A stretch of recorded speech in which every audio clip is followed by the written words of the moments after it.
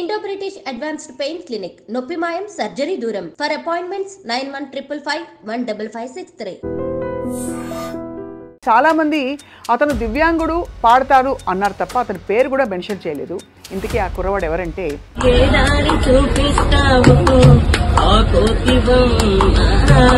రాజు అద్భుతమైన పాట విని సాక్షాత్తు సజ్జనార్ గారు బహుశా ఇలాంటి టాలెంట్కి గొప్ప అవకాశం వస్తే బాగుండు అని చెప్పి కీరవాణి గారిని ఉద్దేశించారు. అఫ్కోర్స్ అంతకంటే ముందు తమన్ గారు ఈ పోస్ట్ చూసి స్పందించారు. రాజుకి నేను అవకాశం ఇస్తానని చెప్పారు. చీకటితో వెలుగే చెప్పెను నేనున్నానని నీకేం కాదని.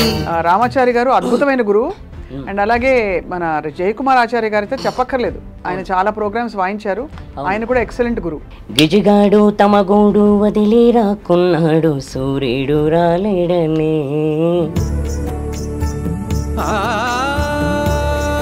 హృదయం ఉంది, ఇంత ఆర్తి ఉంది గొంతులో, ఇంత చక్కటి టాలెంట్ ఉంది, అన్ని అవకాశాలు కలిసి వస్తున్నాయి. ఎప్పుడైనా దేవుడి మీద కోపం వచ్చిందా నీకు? నా చిన్నప్పటి నుంచి ఇలా పుట్టానని నా మీద నాకే బాధ ఉండేది, కానీ మనసుతోటే చూసి పాటలు పాడుతూ నా జీవితం హ్యాపీ అని అనిపించిందా? అలా అనిపించలేదు. నీ ప్రశ్నలు నీవి ఎవ్వరో బదులెవరుగా.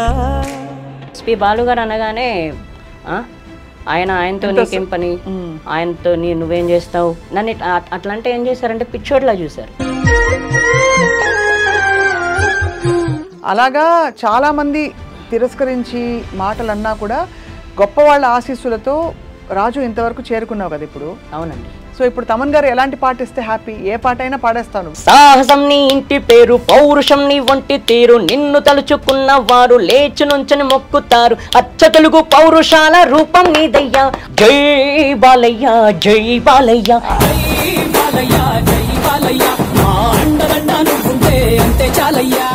ఇటీవల కాలంలో అంటే ఈ గత 1-2 రోజుల్లో మనకి ఒక కుర్రవాడు వార్తల్లోకి ఎక్కాడు. బై ద వే ఆ కుర్రవాడు దివ్యాంగుడు, కానీ చాలామంది అతను దివ్యాంగుడు పాడతారు అన్నారు తప్ప అతని పేరు కూడా మెన్షన్ చేయలేదు. ఇంతకీ ఆ కుర్రవాడు ఎవరంటే రాజు అద్భుతమైన పాట విని సాక్షాత్తు సజ్జనార్ గారు ఏమన్నారంటే బహుశా ఇలాంటి టాలెంట్కి గొప్ప అవకాశం వస్తే బాగుండు అని చెప్పి కీరవాణి గారిని ఉద్దేశించారు. అఫ్కోర్స్ అంతకంటే ముందు తమన్ గారు ఈ పోస్ట్ చూసి స్పందించారు. రాజుకి నేను అవకాశం ఇస్తానని చెప్పారు. రాజు ఇండియన్ ఐడల్ సీజన్ 4లో కూడా ఒక స్పెషల్ పార్టిసిపెంట్గా, అలాగే పలు చోట్ల పాడుతూ తన టాలెంట్ని ప్రూవ్ చేసుకుంటూ వచ్చాడు. He is here with us today. ఇప్పుడే సజ్జనార్ గారికి థ్యాంక్స్ చెప్పడానికి వాళ్ళ ఆఫీస్కి వెళ్ళాడు. ఆయన ఏమన్నారో ఒకసారి చూద్దాం. మన రాజు ఒక సింగరు, ఆయనకు అంగవైకల్యం ఉన్నా కూడా ఆయన విజువలీ ఛాలెంజ్డ్, ఆయన అంతా ఛాలెంజ్ ఉన్న ఆయన మంచి గాయకుడు. ఆయనను వెలుగు తీసుకొచ్చిన మన ఐ డ్రీమ్స్ యాజమాన్యానికి పేరుగా అభినందిస్తున్నాను. ఎందుకంటే ఆయన చెప్తున్నారు, ఇప్పుడే గుర్తు చేస్తున్నారు, గత 3 years బ్యాక్ February 25th రోజు మీరు అందరు వెళ్ళి అక్కడ ఆయన ఇంటర్వ్యూ చేశారని చెప్పి తెలిసింది. తర్వాత వాళ్ళ గురువు రామాచారి ద్వారా కూడా మళ్ళీ ఇద్దరు కలిసి ఇంటర్వ్యూ చేశారు. ఈరోజు మళ్ళీ నాకు మా బస్లో, ఎందుకంటే మన బస్సే మనకు మొత్తము ఇది, సో ఆ బస్లో ఆయన పాట పాడారని చెప్పి శిల్పా అన్న లేడీ అది పోస్ట్ చేయడము, అది నా దృష్టికి రావడము, నేను మళ్ళీ దాన్ని ట్వీట్ చేయడం ద్వారా చాలా అంటే చాలా వైరల్ కావడం జరిగింది. చాలామంది నెటిజన్స్ అంతా కూడా చాలా స్ఫూర్తిదాయకం ఉందని చెప్పి వాళ్ళు రీట్వీట్ చేయడము, చాలామంది రీపోస్ట్ చేయడము, ప్లస్ చాలామంది నాకు వాట్సాప్లో కూడా మెసేజ్ పంపించారు. చాలా స్ఫూర్తిదాయకం అయింది. ఈరోజు ఆయనను నా దగ్గర తీసుకొచ్చారు. నాకు ఆయన కల్పించినందుకు ఐ డ్రీమ్స్ యాజమాన్యాన్ని కూడా నేను పేరుగా ధన్యవాదాలు తెలుపుతున్నాను. వెల్, చూశారు కదా. సో రాజుతో మాట్లాడదాం, రాజుతో బోల్డ్ అని పాటలు పాడదాం. Raju, welcome to I dream. Thank you madam, thank you very much. నీకోసం ఆ పాట పాడినా? పాడండి మేడం. మన భారతంలో కౌరవులు పాండవులు రా రాజు రా, నీ పేరే రాజు, నిన్న హెసరా Raju. Super. Thank you madam, thank you very much. Thank you. సరే రాజు, చాలా బాగా పాడుతున్నావు. తాళం అయితే అసలు అద్భుతం. Thank you madam. ఎక్కడ నేర్చుకున్నావు?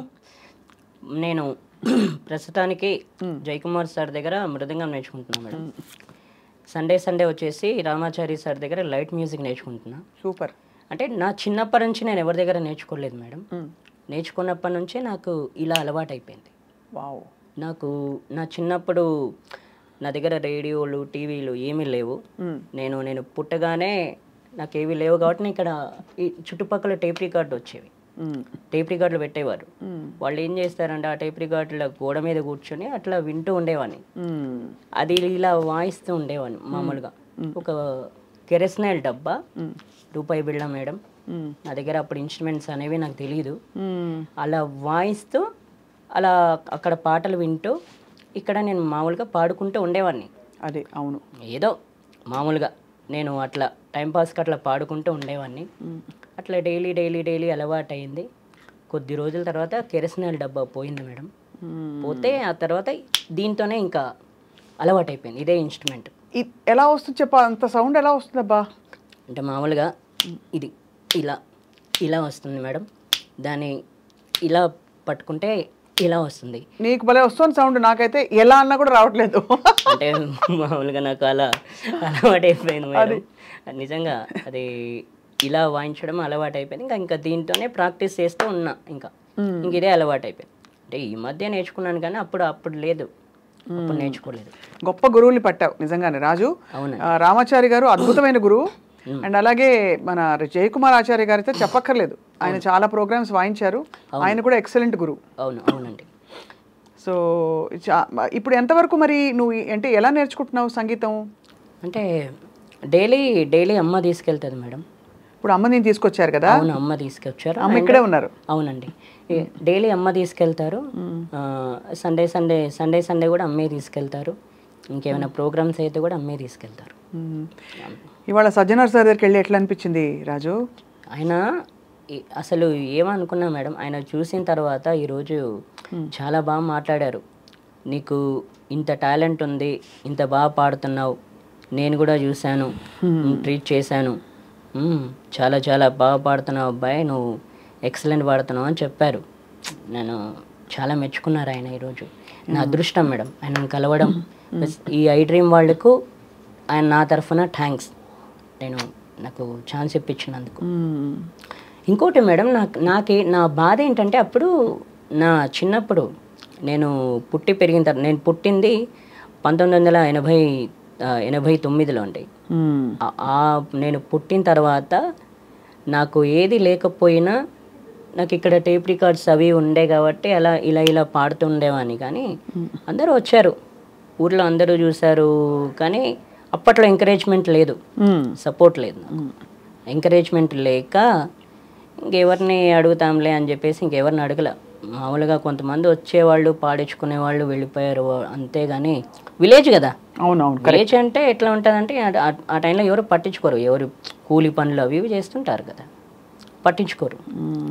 ఇంకా ఆ తర్వాత మెల్లమెల్లగా కొంచెం బయటకు వెళ్ళడం స్టార్ట్ చేస్తే ఆ తర్వాత ఒక వ్యక్తి సోంభూపాల్ రెడ్డి అని అతను పరిచయం అయ్యాడండి 2008. అతను పరిచయం అయ్యి ఈ 2009లో కర్ణాటక వోకల్లో జాయిన్ చేశారు బుచ్చయ్యాచారి సార్ దగ్గర. అక్కడ నుండి మళ్ళీ ఇక్కడ మృదంగంలో జయకుమార్ సార్ దగ్గర జాయిన్ చేశారు. అతనే రామాచారి సార్ దగ్గర 2011లో అతనే జాయిన్ చేశాడు. జాయిన్ చేస్తే ఈ అబ్బాయిని ఎవరు తీసుకెళ్తారు, నేను వీడికి ఛార్జీ ఖర్చులు అయితే నేను ఇస్తా, ఎవ్రీ సండే తీసుకున్నాను అంటే అమ్మకు తెలియదు అని చెప్పేసి 5-6 వారాలు వచ్చారు నాతో పాటు. వచ్చి తీసుకెళ్లారు ప్రతి ప్రోగ్రామ్కు. అంటే నేను సంగీతం నేర్చుకోక ముందు కూడా ప్రతి ప్రోగ్రామ్స్కి వచ్చేవాడు అతను. ప్రతి ప్రోగ్రామ్స్కు ఏ ప్రోగ్రామ్ అయితే ఆ ప్రోగ్రామ్కు తీసుకొచ్చేవాడు. అతను ఒక కాలేజ్ స్టూడెంట్ అండి. అప్పుడు అతను ఏంటంటే కాలేజ్కి వెళ్ళాలి, రావాలి, ఇది తప్ప వేరే ఏం లేదు. కానీ నన్ను చూసుకునేవాడు ఆయన. ఇంకా మరి కాలేజీ ఎట్లా చదివాడో తెలియదు కానీ ఏదైనా ఇట్లా ప్రోగ్రామ్ అవుతుందన్న అంటే కాలేజ్ వదిలేసుకొని కూడా నాతో పాటు తిరిగాడు అతను. మామూలుగా ఇప్పుడు మీరు చూడండి, బయట ఎవరు అంతా చేయరు, కష్టం. మీరు జర్నలిస్ట్, మీరు కూడా చూస్తుంటారు, బయట జరిగేవి మీకు కూడా తెలుస్తూ ఉంటాయి కాబట్టి అట్లా ఎవరు చేయరు. కానీ అతను కాలేజ్ కూడా వదులుకొని నా కోసం తిరిగాడు. అంత కష్టపడ్డాడు. అదృష్టం కదా. అవునండి, నా అదృష్టం నిజంగా. కానీ రాజు, యువర్ అద్భుతమైన టాలెంట్. రాజు, ఒక పాట పాడమని అడగచ్చా? అడగండి. అయ్యో, మీరు అడగడం నేను పాడకపోవడమా? సరే, మంచి నీకు ఇష్టమైన పాట రాజు. గిజిగాడు తమ గూడు వదిలి రాకున్నాడు, సూర్యుడు రాలేడని. కొలనీలో కమలాలు తలదించుకున్నాయి, పొద్దు పొడవలేదని. గిజిగాడు తమ గూడు వదిలి రాకున్నాడు, సూర్యుడు రాలేడని. కొలనీలో కమలాలు తలదించుకున్నాయి, పొద్దు పొడవలేడని. గారాల మల్లమ్మ కళ్ళే తెరవాకుంది, తెరవారలేదే అని. నువ్వైనా చెప్పన్నా సూర్యుడికి రాజన్న విండెక్కి లేలేమని. బండెక్కి తన 7 గుర్రాల బండెక్కి పండక్కి రారమ్మని. బతుకమ్మ పండక్కి రారమ్మని, పండక్కి రారమ్మని. బతుకమ్మ పండక్కి రారమ్మని. తారరీడా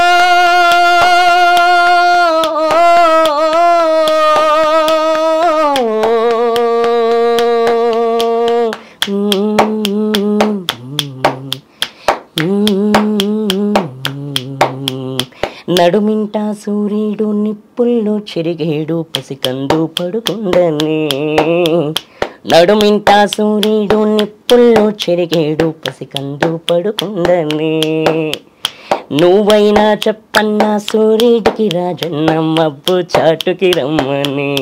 నా బిడ్డకి రవ్వంతాలకిమ్మని. కంటికి రెప్పల కాచుకున్నా గాని నీ మీదే నా కంటి చూపు. నువ్వైనా చెప్పన్నా మల్లమ్మకు రాజన్న ఇల్లు దాటి పోవద్దని. దయచేసి నీ దరికి రావద్దని. ఇల్లు దాటి పోవద్దని, దయచేసి నీ దరికి రావద్దని.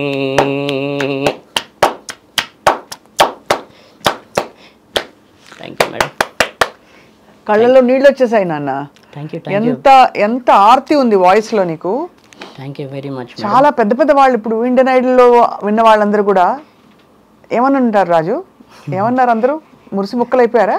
తప్పకుండా. అవును మేడం, చాలా నిజంగా నిజంగా హ్యాపీ, సంతోషపడిపోయి ఉంటారు ఎంత మంచి వాయిస్ విని. అవును అవును మేడం, నిజంగా చాలా. రాజు, మరి ఇన్ని పాటలు నేర్చుకుంటూ క్లాసికల్ కూడా నేర్చుకున్నావు కదా, కచేరీలు ఏమైనా చేసావా ఎప్పుడైనా?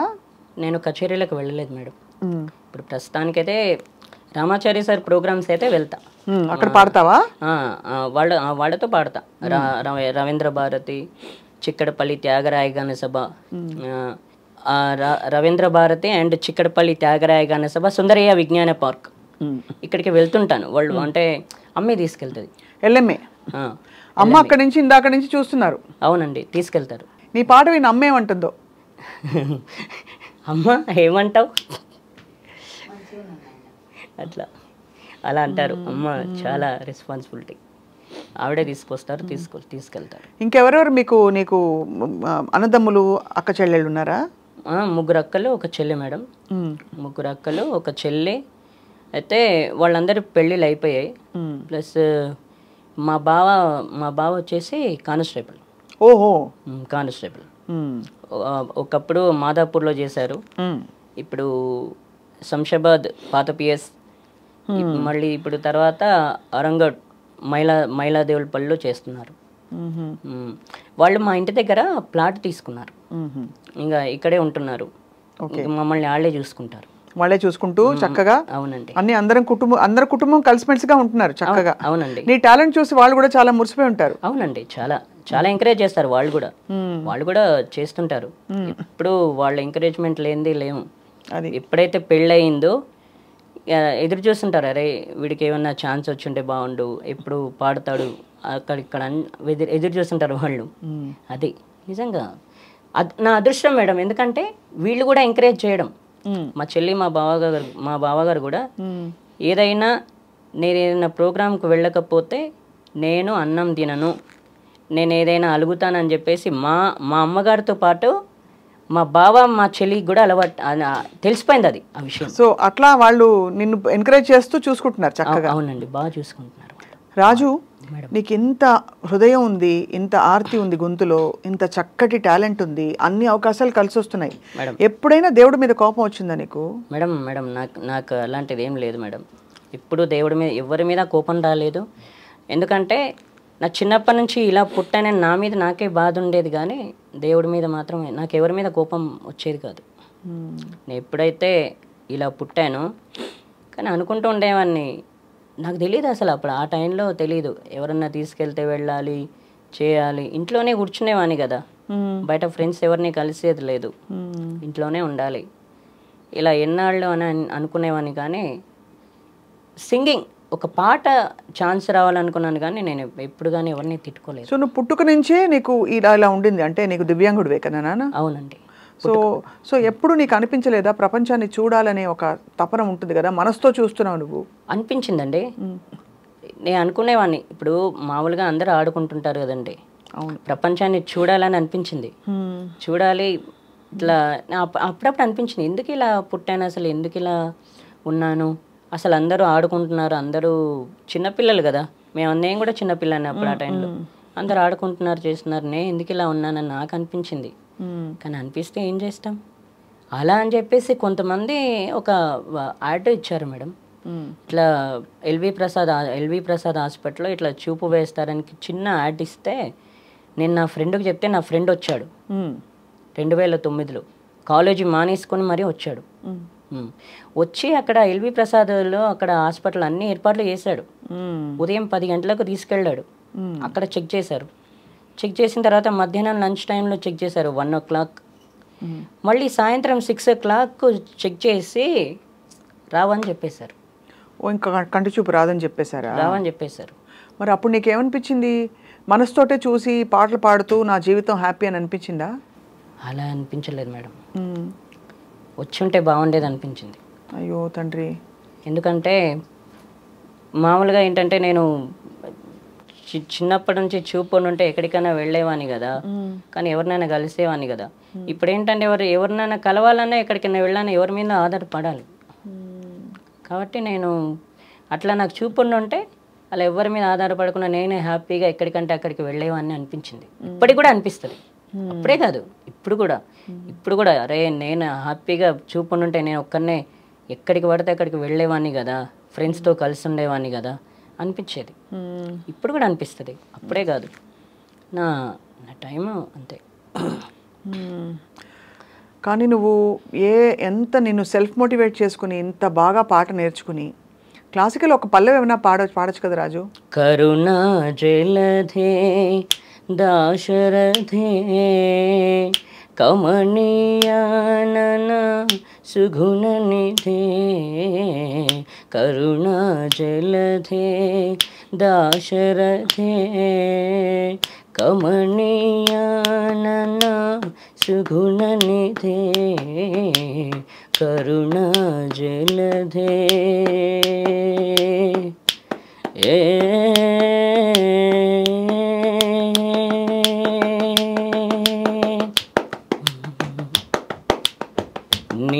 నీమయమే గాలిలలో నిన్నే మనినే దూరుదును, నీమయమే గాలిలలో నిన్నే మనినే దూరుదును, కరుణా జలధే దాశరథే కమనీయానన సుగుణ నిధే, కరుణా జలధే.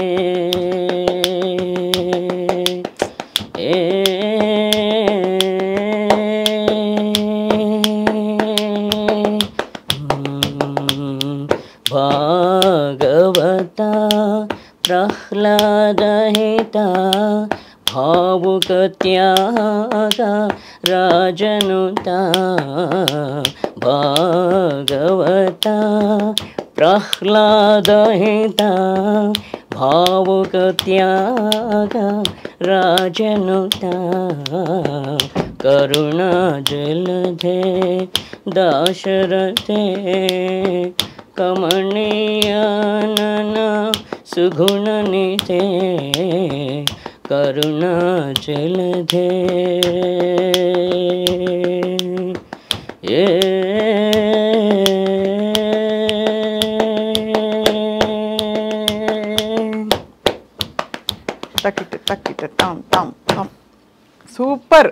Thank you madam, thank you very much. నీ ఫేవరెట్ సింగర్ ఎవరు రాజు? నా favourite singer SP Balu sir. అందరికీ అంటే చూడండి మేడం, మామూలుగా నేను ఆయన నా చిన్నప్పుడే కలవాలనుకున్నా 1994లో అనుకున్నాను మేడం. 1994లో నేను ఆయనను కలవాలనుకున్నా. అంటే రేడియో వచ్చిన తర్వాత కలవాలనుకుంటే అక్కడ ఏం చేశారంటే చిన్న చూపు చూశారు నన్ను. ఎక్కడ? ఆయనను కలవాలి మా ఊర్లో పిచ్చోడు అంటే పిచ్చోడ్లా చూశారు. ఆ టైంలో కలవాలనుకున్న పాపానికి ఆ రోజు నన్ను పిచ్చోడ్లా చూశారు అందరూ. కల్పించలేకపోయారు ఎవరు. ఒక ఆయన శంషాబాద్లో నేను నువ్వు బాగా పుట్టు తింటే 6 monthsలో కల్పిస్తానని చెప్పేసి నేను పేరు చెప్పకూడదు కానీ ఆయన అన్నారు. ఆయన ఏం చేశారంటే 6 months తర్వాత చేతులు ఎత్తేసారు. నేనేమనుకున్నా అంటే నేను ఎలాగో అంటే ఆయనను కలిసి ఆయన ముందు పాడి చిన్నతనం అండి, అప్పుడు చిన్నతనం నేను పాడుతున్నా. ఆయనను కలిసి ఆయన ముందు ఒక పాట పాడి ఆయనకు నచ్చితే నేను సింగర్ అవుతా, ఆయనను సింగింగ్ అంటే సంగీతం నేర్చుకోమంటారా లేకపోతే ఏం చేయమంటారా, ఒక్కసారి ఆయనను కలుసుకొని చేద్దామని అనుకుంటే కల్పించలేకపోయారు.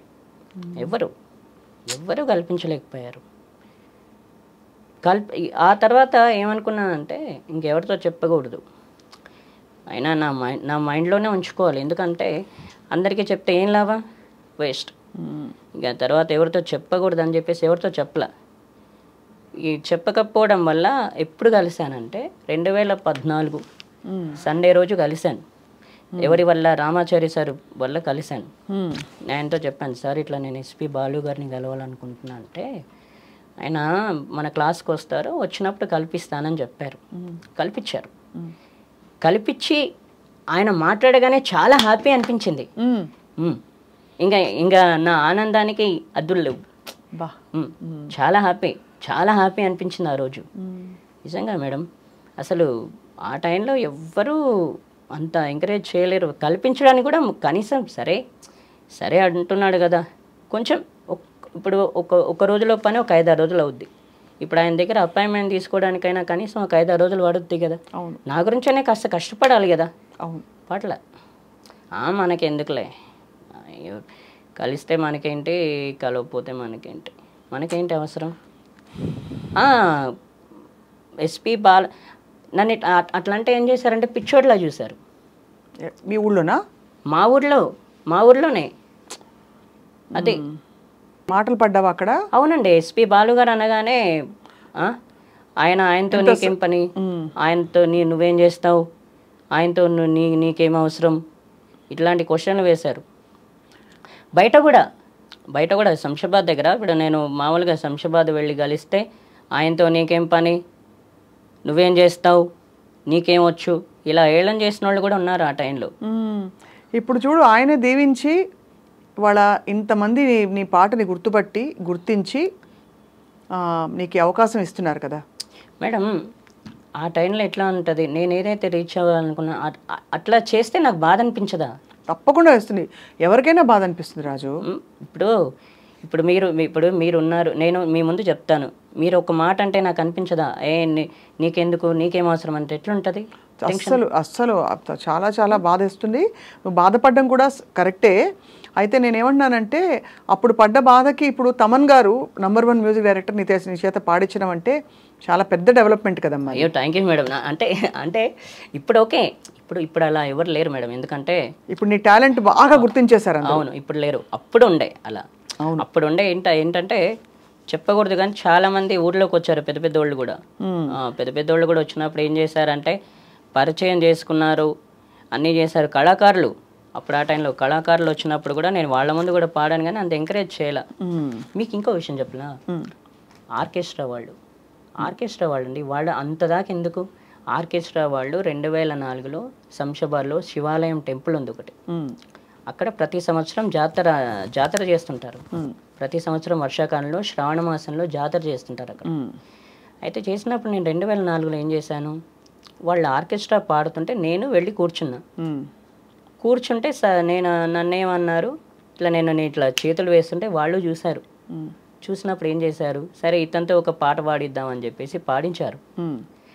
పాడించిన తర్వాత ఆ పాట వాళ్ళే అంటే పాటకు వాళ్ళే మ్యూజిక్ వేశారు, పాడించారు. పాడించిన తర్వాత ఒక 10 daysలో నీకు ఛాన్స్ ఇప్పిస్తామని చెప్పేసి నెంబర్ ఇచ్చారు. అప్పుడు నా దగ్గర సెల్ ఫోన్ లేదండి, ల్యాండ్ లైన్. ఊళ్ళోకి వెళ్ళాలి, ల్యాండ్ నుంచి ఫోన్ చేయాలి. ఇక తర్వాత సరే 10 days అయింది. ల్యాండ్ ఫోన్కు వీళ్ళు ఫోన్ చేస్తే స్విచ్ ఆఫ్. ఎలా అనిపిస్తుంది నాకు? బాధ చాలా బాధ.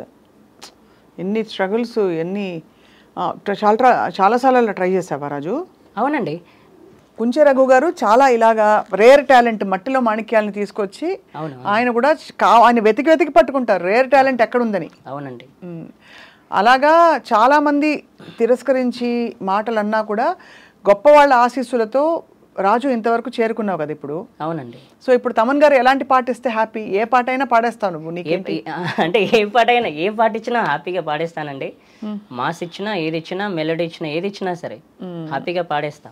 సో అయితే మరి ఈ మంచి శుభ సందర్భాన్ని పురస్కరించుకుని నేను ఒక ప్రశ్న అడుగుతాను, ఒక పాట అడుగుతాను. చెప్పండి. ఓకే, మనం కన్క్లూడ్ చేసేలోపు. ఓకే. ఒక ప్రశ్న ఏంటంటే రాజు, ఇప్పుడు నీకు చక్కగా అమ్మ తీసుకెళ్ళి అన్ని చోట్లకి తీసుకెళ్ళి నేర్పించడమే కాకుండా తోడయి నీ ఇంట్లో వాళ్ళందరూ కుటుంబ సభ్యులు ప్రోత్సహించి నువ్వు ఈ స్టేజ్కి వస్తున్నావు. మంచి, we are all very happy. And నీకు ఆ టాలెంట్ కూడా అలాగే ఉంది. చాలామంది మనకి దివ్యాంగులు, కంటి చూపు లేని వాళ్ళు చాలామంది మనకి పాడుతూ దర్శనమిస్తారు, తెలుసు కదా. అవును. రోడ్ సైడ్లో నాకు అసలు గుండె ఎలా ఎంత బాగా పాడతారో చాలామంది, గుండెలా జారిపోతుంది చూసామంటే. వాళ్ళని పట్టించుకోకుండా అందరూ వెళ్ళిపోతారు. ఎప్పుడైనా నువ్వు కూడా వినుంటావు కదా పాటలు? అవును. ఏమనిపిస్తుంది రాజు? చాలా బాగా అనిపిస్తుందండి. వాళ్ళే మ్యూజిక్ చేసుకోవడం, వాళ్ళే పాడడం చాలా చాలా బాగా అనిపిస్తుంది. నేను అనుకున్నా, అరే వీళ్ళతో కూడా మనం కూడా ట్రావెల్ చేద్దాం, ఏముంది, హ్యాపీగా పాడొచ్చు అని. నేను ఇట్లా బస్సులో వెళ్తుంటా, ఇట్లా శంషాబాద్లో బస్సు దిగేటప్పుడు వాళ్ళే ప్రత్యక్షం అవుతారు. వాళ్ళే మ్యూజిక్ వేసుకొని, వాళ్ళే పాడుతూ, వాళ్ళే అన్నీ చేస్తుంటారు. రోడ్ల మీద చాలా మంది చూస్తుంటారు. అదే నిజంగా అలాంటి టాలెంట్ కూడా మంచి గుర్తింపు రావాలి. అవును. కానీ నీకు అదృష్టం ఏంటి అండ్ నీకున్న ప్రొఫెషనలిజం ఏంటంటే నువ్వు చక్కగా పద్ధతిగా పాట నేర్చుకుని, మృదంగం నేర్చుకుని, మంచి గురువుల దగ్గర చక్కగా అభ్యసించి, ఎందుకంటే అందరికీ అవసరం, నేర్చుకోకపోతే రాదు కదా. అవును మేడం. సో చాలా హ్యాపీ. సో మనం వైండప్ చేసేలోపు ఒక మాస్ పాట పాడాలనుంది నీ చేత. ఏం పాట పాడతా చెప్పు? మంచి సినిమా పాట. పల్లవి.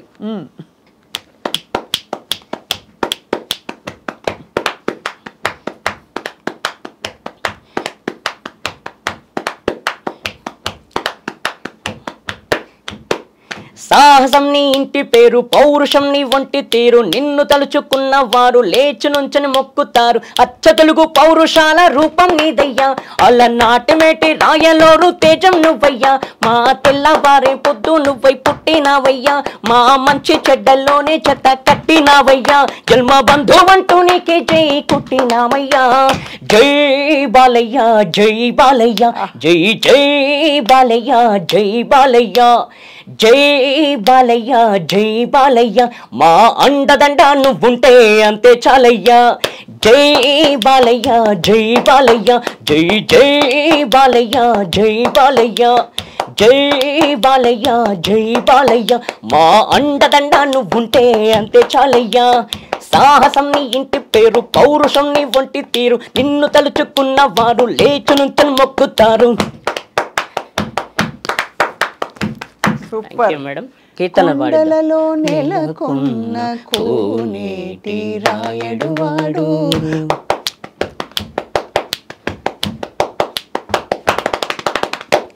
కొండలలో నెలకొన్న కోనేటి రాయడువాడు, కొండలంత వరములు గుప్పెడువాడు, కొండలంత వరములు గుప్పెడువాడు, కొండలలో నెలకొన్న కోనేటి రాయడువాడు, కొండలంత వరములు గుప్పెడువాడు, కొండలలో నెలకొన్న కోనేటి రాయడువాడు.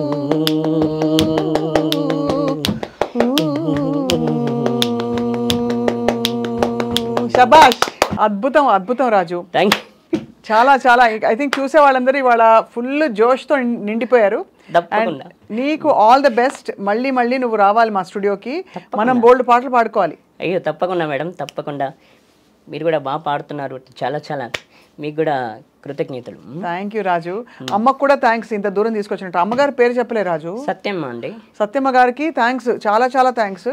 ఓపిక్గా కొడుకుని ఇలా తీసుకుని అన్ని చోట్లకి వెళ్ళడం అంటే అంత మంచి తల్లి ఉండడం, తల్లి ఆశీస్సుల్ని ఉండబట్టే ఇవాళ ఇంత మంచి పేరు తెచ్చుకుంటున్నావు తారాజు. నీకు ఆల్ ది బెస్ట్. అయ్యో thank you madam, thank you very much. మీకు ఇంకోటి మిమ్మల్ని కలవడం నిజంగా నా అదృష్టం. ఎందుకంటే మీ వాయిస్ బిగ్ ఎఫ్ఎంలోనే వినడమే. బిగ్ ఎఫ్ఎంలో ఇంకోటి దూరదర్శన్ యాదగిరిలో మీరు అన్నమాచారి కీర్తనలు పాడుతుంటారు కదా, పాడాను.